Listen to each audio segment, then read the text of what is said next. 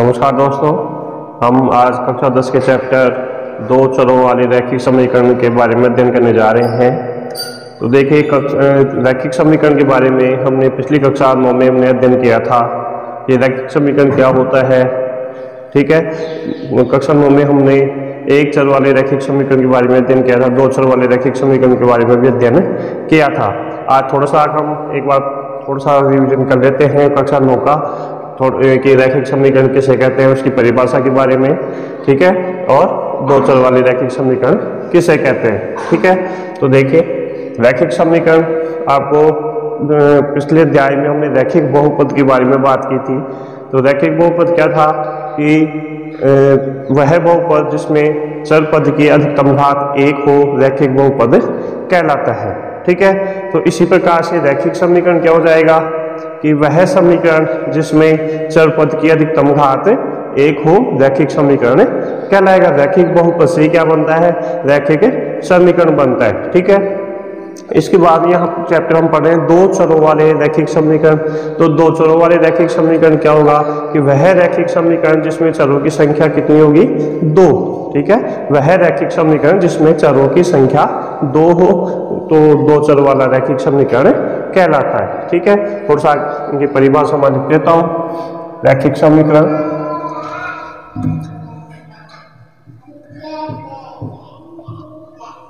रैखिक समीकरण की परिभाषा देख लीजिए क्या हो जाएगी। वे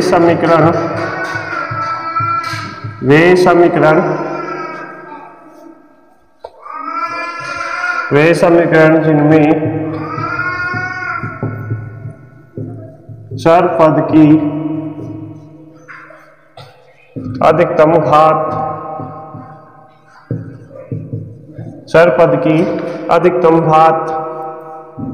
1 हो रैखिक समीकरण कहलाते हैं।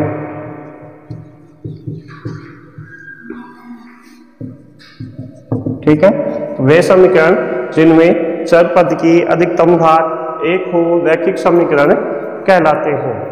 ठीक है, फिर बात आती है कि दो चर वाले रैखिक समीकरण। पहले तो दो चर वाले रैखिक समीकरण, तो यहां लिख देंगे दो चर वाले रैखिक समीकरण। ये क्या होते हैं, तो देखिए रैखिक समीकरण की परिभाषा आपको बता दी। ठीक है, तो दो चर वाले रैखिक समीकरण, तो वे रैखिक समीकरण जिसमें चरों की संख्या 2 हो। वे रैखिक समीकरण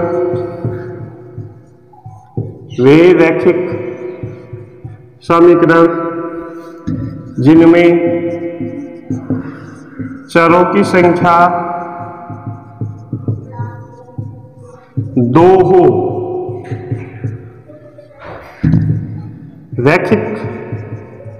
दो चर वाले रैखिक समीकरण कहलाते हैं। दो चर वाले रैखिक समीकरण कहलाते हैं। ठीक है, तो दो चर वाले रैखिक समीकरण क्या होंगे कि वे रैखिक समीकरण जिनमें चरों की संख्या 2 हो, दो चर हो जिसमें, वो क्या कहलाएंगे, दो चर वाले रैखिक समीकरण। फॉर एग्जाम्पल, एक रैखिक समीकरण मैं ले लेता हूं 3x + 2y + 5 = 0। तो जरा देखना, यहाँ चरों की संख्या 2 है। पहली बात तो ये चेक करेंगे कि ये रैखिक समीकरण है या नहीं। तो देखिए यहाँ दो चर आ रहा है, x इसकी घात में 1 है, या y है इसकी घात में कितनी है, 1। तो अधिकतम घात कितनी है, 1। तो ये रैखिक समीकरण है। ठीक है, फिर उसमें देखिए इसमें दो चर आ रहे हैं, कौन कौन से, x और y। दो चर आ रहे हैं ना, x और y। तो ये कितने चर वाला रैखिक समीकरण हो गया, दो चर वाला रैखिक समीकरण। ठीक है, अन्य उदाहरण आप लेना चाहें, 3/2x + 2/3y + 7 = 0। तो ये भी क्या है, दो चर वाला रैखिक समीकरण। ठीक है, अब हमारा जो चैप्टर है ये दो चर वाले रैखिक समीकरण युग्म। तो युग्म का मतलब क्या होता है, जोड़ा। युग्म का मतलब क्या होता है? जोड़ा। मतलब हम कक्षा 10 के इस चैप्टर में दो रैखिक समीकरणों को दो चर वाले रैखिक समीकरणों के युग्मों के बारे में अध्ययन करेंगे। दो रैखिक समीकरण युग्म होंगे और हम उनके हल ज्ञात करेंगे। ठीक है, तो दो चर वाले रैखिक समीकरण युग्म का मतलब हो गया कि दो रैखिक समीकरणों का जोड़ा। ठीक है, मिटा देता हूं मैं उसको।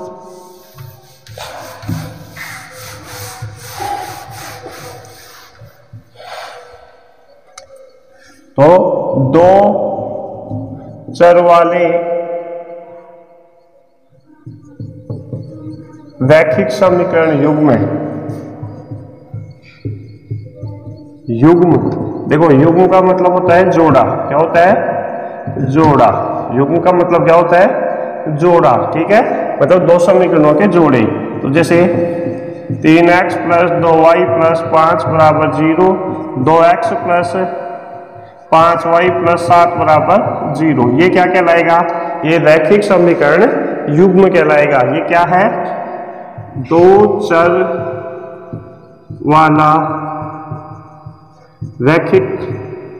दो चर वाले रैखिक समीकरण युग्म है। ये क्या है? दो चर वाले रैखिक समीकरण युग्म। तो जब दो समीकरण हम लेंगे तो उनको बोल देंगे हम दो चर वाले रैखिक समीकरण युग्म। ठीक है, अब हम पढ़ते हैं कि इसका ज्यामितीय अर्थ क्या होता है। ठीक है, रैखिक समीकरण युग्म का ज्यामितीय अर्थ।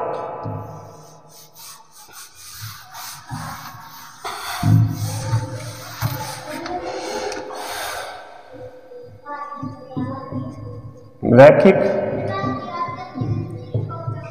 समीकरण युग्म का ज्यामितीय अर्थ।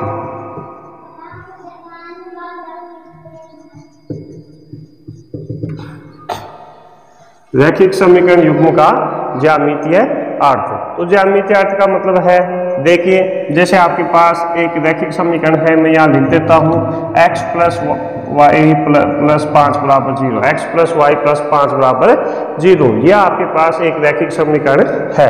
ठीक है, तो इस रैखिक समीकरण का दो चर वाला रैखिक समीकरण है। इस रैखिक समीकरण का हम आलेख खींचे तो देखिए किस प्रकार से खींचते हैं। तो सबसे पहले तो हम x और y के मान तय करते हैं। ये 0 है, ये क्या है? y एक्स है। ये कौन सा एक्स है? x x, y dash, x dash. ठीक है, तो ये जो रैखिक समीकरण है इसका आलेख हम यहाँ ग्राफ में बनाएंगे। तो देखिए जब मैं x का मान 0 मानता हूँ, यहाँ x का मान कितना मान दूं? 0, तो y का मान कितना होगा? देखो इसमें x की जगह 0 रख दिया तो y का मान कितना हो जाएगा? -5। तो ठीक है, तो -5 का आएगा। देखिए जैसे ये -1, -2, -3, -4, -5, इधर कौन सी संख्या आएंगी धनात्मक? 1, 2, 3, 4, 5, इधर 1, 2, 3, 4, 5, इधर -1, -2, -3, -4, इस प्रकार से। ठीक है, तो x का मान मैंने 0 रखा तो y का मान अपने पास आया कितना? -5। ठीक है, तो x का मान 0 यहाँ है, y का मान -5 का होगा यहाँ। तो ये बिंदु जो आया वो कौन सा है? 0 और -5। ठीक है, निर्देशांक जब भी लिखते हैं तो निर्देशांक में x निर्देशांक हमेशा पहले लिखा जाता है और y निर्देशांक बाद में लिखा जाता है। ठीक है, अच्छा अब और देख लीजिए, अगर एक बार ये तो पहला मान हो गया, अगर y की जगह हम मान ले कितना? 0, तो जरा देखना x का मान कितना आएगा? x प्लस y की जगह 0 रख देंगे तो x का मान कितना हो गया? -5। ठीक है, तो x का मान -5 का आएगा। देखिए y का तो 0 है, -5 का आएगा यहाँ। ठीक है, तो ये बिंदु कौन सा हो गया? -5, 0, क्योंकि y का तो मान 0 लिया है। तो ये दो बिंदु आपने प्राप्त किए। तो ये जो समीकरण से हमने जो एक रेखा प्राप्त करेंगे वो रेखा कहाँ से जाएगी? इन दोनों बिंदुओं को हमें मिला देते हैं। जो रेखा जाएगी वो किस प्रकार से जाएगी? ऐसे इन दोनों बिंदुओं को मिला दिया तो क्या प्राप्त होगी? एक रेखा। रैखिक समीकरण से एक रेखा प्राप्त होती है, ये ध्यान रखना है। ठीक है। रैखिक समीकरण से क्या अपने ग्राफ खींचेंगे रैखिक समीकरण का तो क्या प्राप्त होगी, एक रेखा प्राप्त होगी, ठीक है। अब बात करें यहाँ रैखिक समीकरण युग्म की, तो यहाँ रैखिक समीकरण कितने होंगे, दो। रैखिक समीकरण युग्म की बात कर रहे हैं तो रैखिक समीकरण युग्म में रेखाएं कितनी बनेंगी, दो समीकरण होते हैं रैखिक समीकरण, तो रेखाएं भी कितनी बनेंगी, दो रेखाएं बनेंगी। तो एक समीकरण तो ये था मेरे पास, तो मैंने इसे एक रेखा खींची। ऐसे ही आपको दूसरा समीकरण दे दिया जाएगा, उस दूसरे समीकरण से हम दूसरी रेखा खींचेंगे, तो दूसरी रेखा या तो इसके समांतर जा सकती है, ठीक है, ऐसे भी जा सकती है, इधर से भी जा सकती है, या इस रेखा को कहीं से काटती हुई जाएगी, या क्या हो सकता है इस रेखा के ऊपर ही आ सकती है, ठीक है। तो थोड़ा सा चर्चा कर लेते हैं, बाकी फिर अपन जब प्रश्न करेंगे तो वहां चर्चा करेंगे, ठीक है। तो ज्यामितीय अर्थ का मतलब देखिए,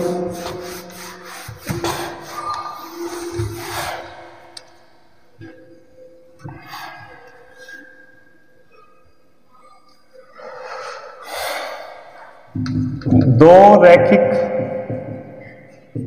समीकरण युग्मों का आलेख खींचने पर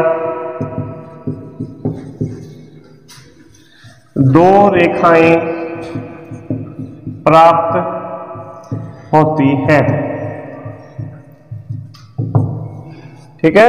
दो रैखिक समीकरण युग्मों का आलेख खींचने पर दो रेखाएं प्राप्त होती हैं।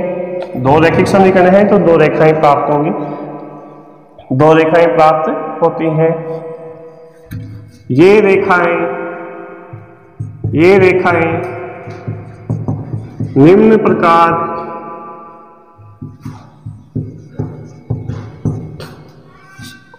से खींची जाती, निम्न प्रकार से हो सकती हैं, निम्न प्रकार से हो सकती है, ठीक है। जो दो रेखाएं खींचेंगे वो दो रेखाओं की स्थिति किस प्रकार से होगी वो देख लेते हैं। तो देखिए, या तो रेखाएं क्या होती हैं, इस प्रकार से खींच दिया, दोनों रेखाएं किस प्रकार से आएंगी, समांतर, बिल्कुल एक दूसरे को काटती नहीं, एक दूसरे की आएंगी समांतर। या क्या हो सकता है, ये हो सकता है दोनों रेखाएं एक दूसरे को काटती हुई जाए। ये भी हो सकता है कि तीनों रेखाएं ये रेखाएं एक दूसरे के ऊपर हो, जिसको अपन बोलते हैं समपाती, एक रेखा के ऊपर दूसरी रेखा आ जाए, ठीक है। या तो रेखाएं समांतर होंगी, या रेखाएं प्रतिच्छेदी होंगी, या रेखाएं समपाती होंगी। समपाती का मतलब है कि एक ही रेखा के ऊपर दूसरी रेखा आ जाए, ठीक है। तो देखिए, अब आपने कक्षा 9 में पढ़ा था कि रैखिक समीकरण युग्मों का हल किस प्रकार से ज्ञात करते हैं। तो देखिए, जब दो रेखाएं जितने स्थानों पर काटती हैं, दो रेखाएं जब जितने स्थानों पर काटती हैं उतने ही हल रैखिक समीकरण के होते हैं, ठीक है।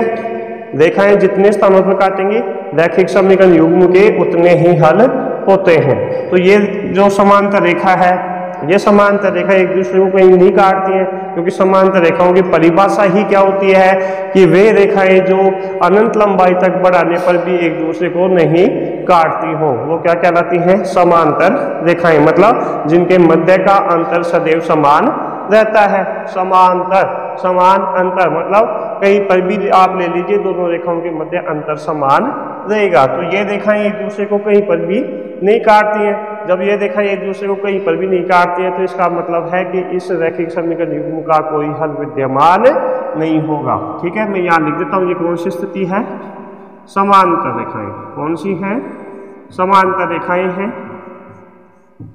ठीक है। और समांतर रेखाएं एक दूसरे को कहीं नहीं काटती हैं, तो इसका कोई हल नहीं होता है, कोई हल नहीं, ठीक है। फिर ये देखिए, अगर रेखाएं इस प्रकार से प्राप्त होती हैं, इनको बोलते हैं कौन सी रेखाएं, प्रतिच्छेदी रेखाएं। एक दूसरे को प्रतिच्छेद करती हैं तो इनको बोलेंगे प्रतिच्छेदी रेखाएं। कौन सी रेखाएं बोलते हैं, प्रतिच्छेदी रेखाएं, ठीक है। अब ये प्रतिच्छेदी रेखाएं कितने स्थानों पर एक दूसरे को काटती हैं, तो ये एक ही स्थान पर काटती है, तो इसका कितने हल होंगे, एक ही हल होगा, एक हल, क्योंकि एक ही स्थान पर काटती है। एक हल को हम बोल देते हैं अद्वितीय हल। एक ही हल को हम बोल सकते हैं कौन सा, क्या, अद्वितीय हल। अद्वितीय मतलब दूसरा हल नहीं होता है, एक ही हल होता है, दूसरा हल नहीं होता है, इसको बोल देते हैं अद्वितीय हल। तो अद्वितीय हल कौन सी स्थिति में होगा, जब रेखाएं एक दूसरे को प्रतिच्छेद करेंगी। इस स्थिति को बोलते हैं समपाती रेखाएं। समपाती रेखाएं, इस स्थिति में क्या होता है कि एक ही रेखा के ऊपर दूसरी रेखा आ जाती है, तो इसको बोलते हैं समपाती रेखाएं। अब देखिए मैंने बताया कि रेखाएं एक दूसरे को जितने स्थानों पर काटती हैं उतने ही हल रैखिक समीकरण युग्म के होते हैं। तो देखो ये समपाती रेखा तो बिल्कुल एक दूसरे के ऊपर है, तो वो तो कई स्थानों पर काट रही है, यहाँ भी काट रही है, यहाँ भी अनेक स्थानों पर काटती है, तो इसके कितने हल होंगे, अनेक हल होंगे। इसके समपाती रेखाओं के कितने हल होंगे, अनेक हल होंगे। ठीक है, कितने हल हैं, अनेक रेखा। तो देखिए ज्यामिति आगे, अगर रेखाएं समांतर प्राप्त होती हैं तो उसका कोई हल विद्यमान नहीं होता है। रेखाएं प्रतिच्छेदी होती हैं तो उनका एक हल या अद्वितीय हल होता है, और समपाती रेखाएं प्राप्त होती हैं तो अनेक हल प्राप्त होते हैं। ठीक है, हम जो भी रैखिक समीकरण युग्म देगा उसका ग्राफ बनाएंगे, फिर ग्राफ में देखते हैं कि अगर रेखाएं समांतर है तो हम बता देंगे, लिख देंगे कि रेखाएं समांतर है तय कोई हल विद्यमान नहीं है। अगर रेखाएं प्रतिच्छेदी हैं तो वो कौन से बिंदु पर प्रतिच्छेद कर रही हैं, वो उस रैखिक समीकरण का हल होगा। ठीक है, समपाती रेखाएं हैं तो उसके अनेक हल विद्यमान होते हैं, क्योंकि समपाती रेखाएं कई स्थानों पर काटती हैं। ठीक है, चलते हैं नेक्स्ट।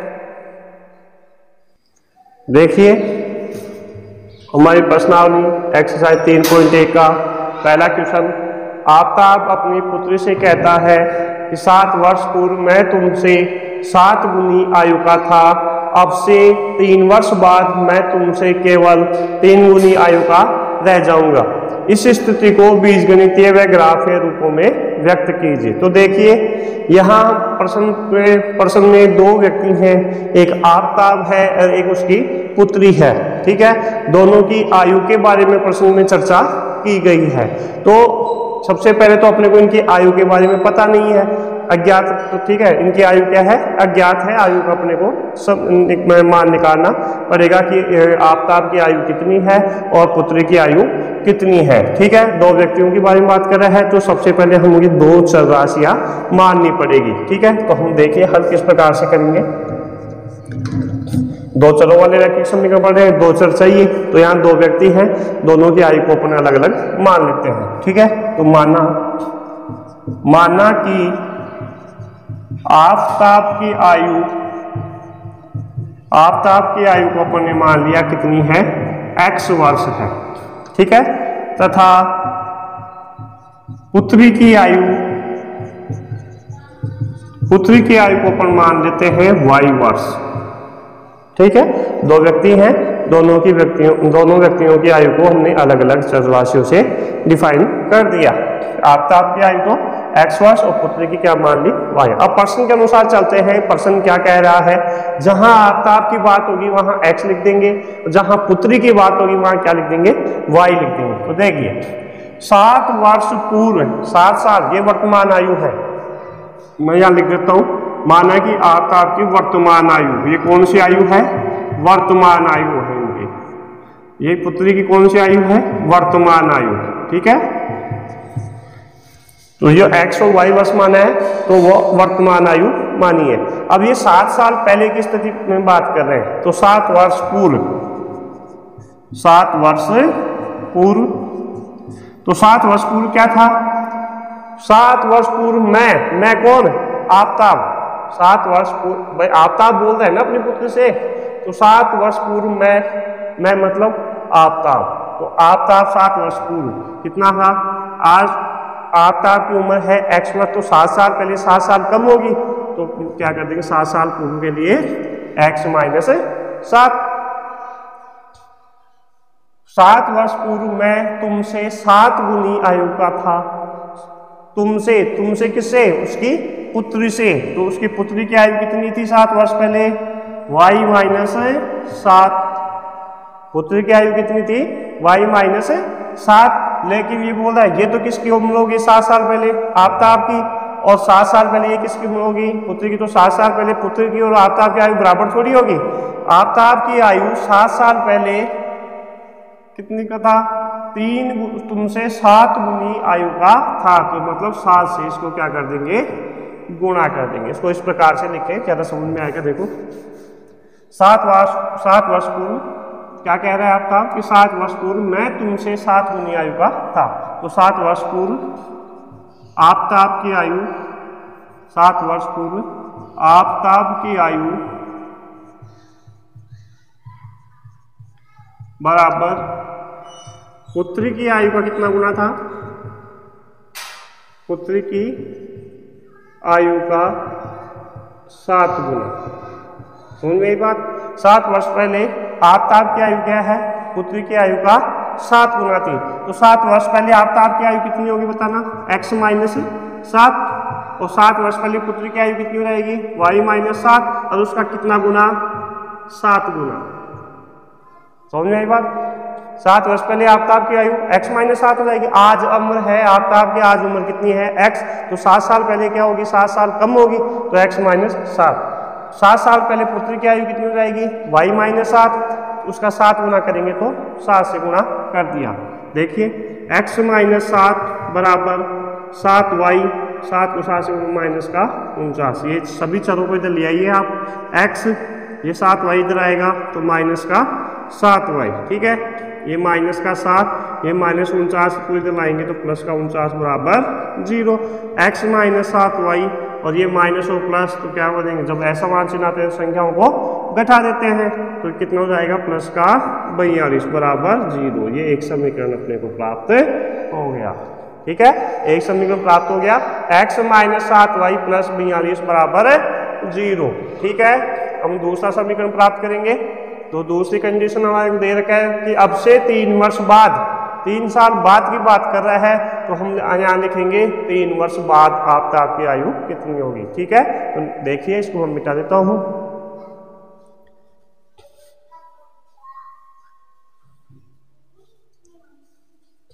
ठीक है, तो यहां तक उतार लेना, मैं यहां लिख देता हूं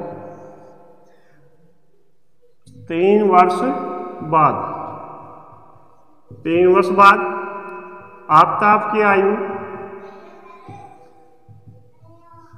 3 वर्ष बाद आफताब की आयु क्या हो जाएगी, 3 वर्ष बाद मैं तुमसे केवल 3 गुनी आयु का रह जाऊंगा, ठीक है।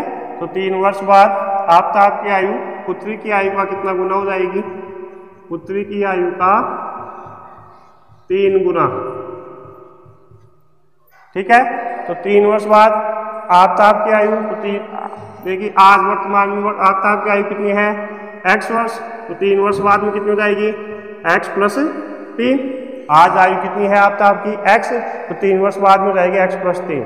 3 वर्ष बाद पुत्री की आयु कितनी हो जाएगी, पुत्री की आज वर्तमान आयु है y, तो 3 वर्ष बाद हो जाएगी उसकी y + 3, और उसका कितना गुना हो जाएगा, 3 गुना, ठीक है। उसका कितना गुना हो जाएगा, 3 गुना, क्योंकि पुत्री की आयु का 3 गुना थी।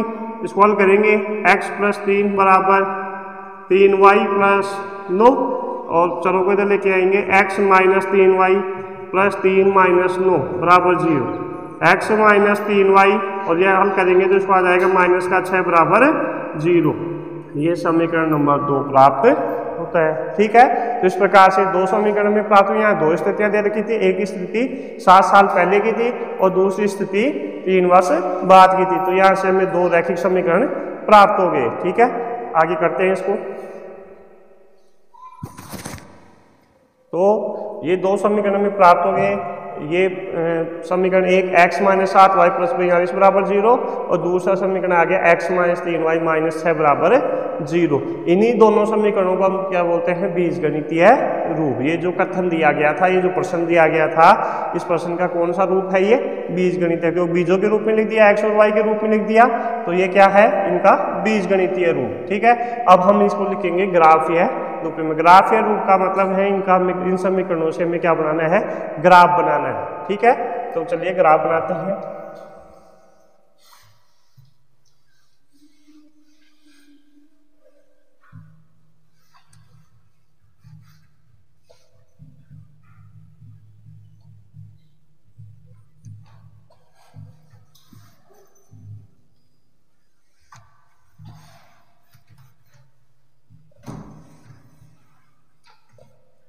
देखिए ये जो पहला समीकरण था मैं यहाँ लिख देता हूँ। समीकरण 1 था, क्या है अपने पास, x माइनस 7y प्लस 42 बराबर 0। और जो दूसरा समीकरण हमें प्राप्त हुआ वो हमें प्राप्त हुआ x माइनस 3y माइनस 6 बराबर 0। ये दो समीकरण हमें प्राप्त हुए, बीजगणितीय रूप बोलते हैं इनको। अब हम करते हैं इसका ग्राफीय हल। ग्राफीय हल का मतलब है, ग्राफीय रूप का मतलब है कि इन दोनों समीकरणों के हम ग्राफ बनाएंगे। तो चलिए सबसे पहले तो हम इनके एक सारणी बनाएंगे, मानों की सारणी। तो समीकरण 1 देख लेते हैं।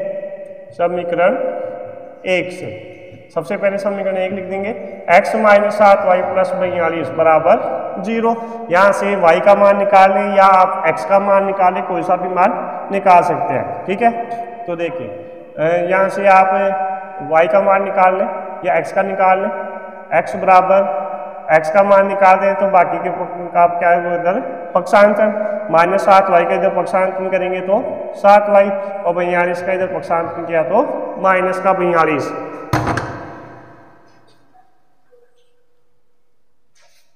ठीक है।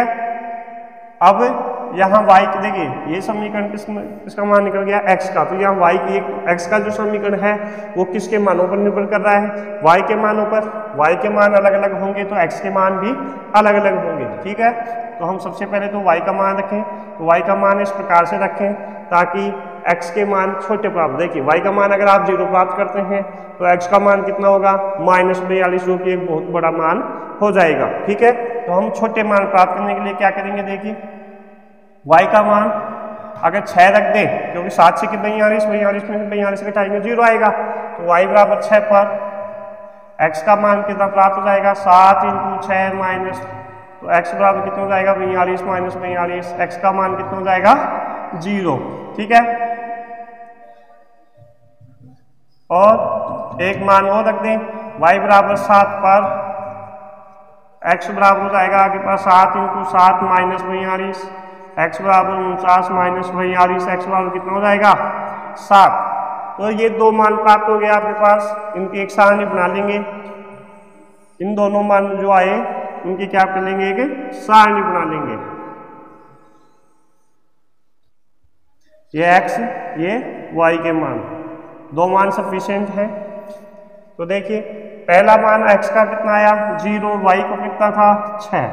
फिर दूसरा मान y का मान 7 माना तो x का भी कितना आ गया, 7। ये तो आपकी जो समीकरण 1 है उनसे एक सारणी बना दी। इस सारणी को हम नाम दे देंगे सारणी फर्स्ट। पहले समीकरण की सारणी है तो इसको लिख देंगे सारणी फर्स्ट, ठीक है। दूसरी सारणी हम बनाते हैं, तो दूसरी सारणी बनाएंगे दूसरे समीकरण से।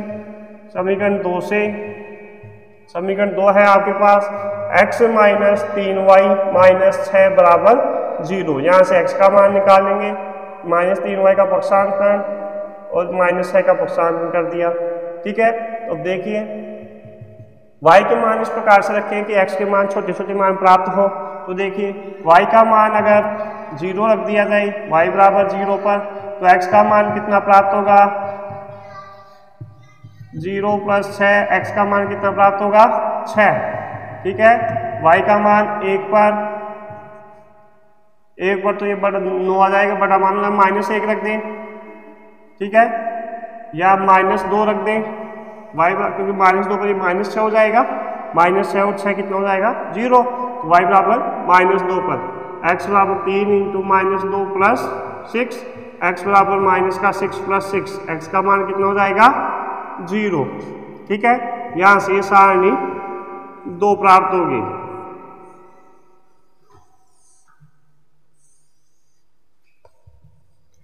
ये x और ये y।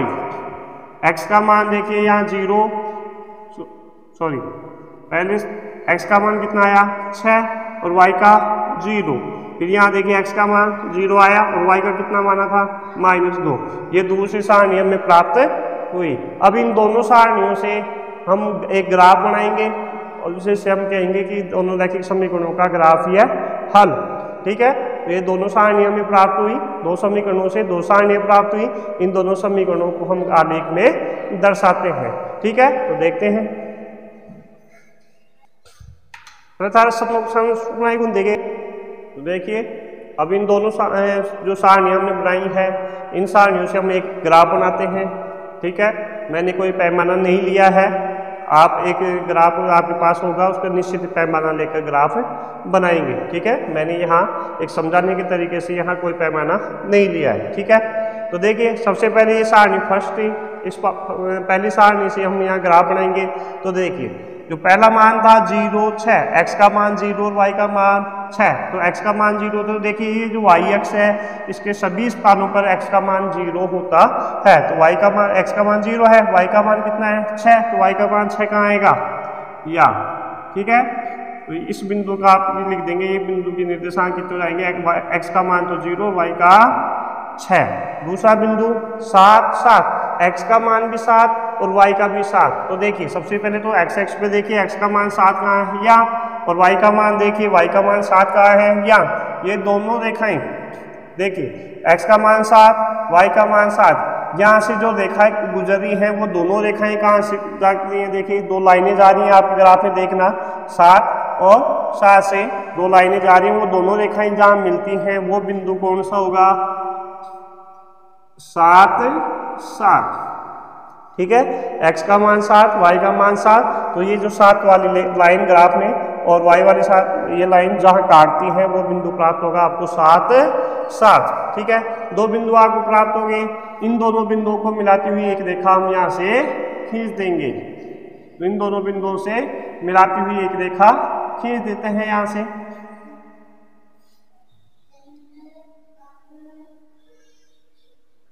इस प्रकार से। ठीक है,